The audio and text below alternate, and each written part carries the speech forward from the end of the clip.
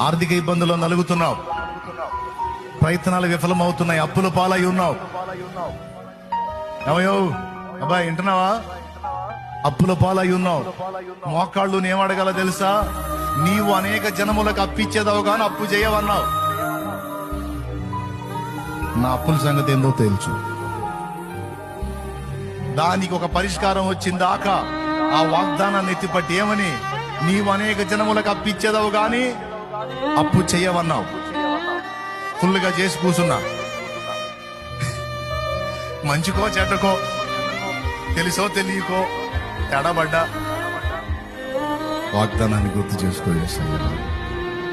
నువ్వు శ్రీమంతుడివయ్యా, నీ మహిమైశ్వర్యములు ప్రతి అవసరత తీరుస్తానన్నావయ్యా.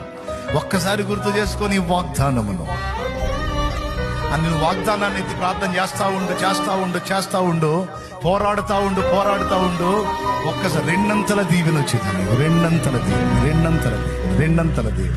రెండంతల దీవెన.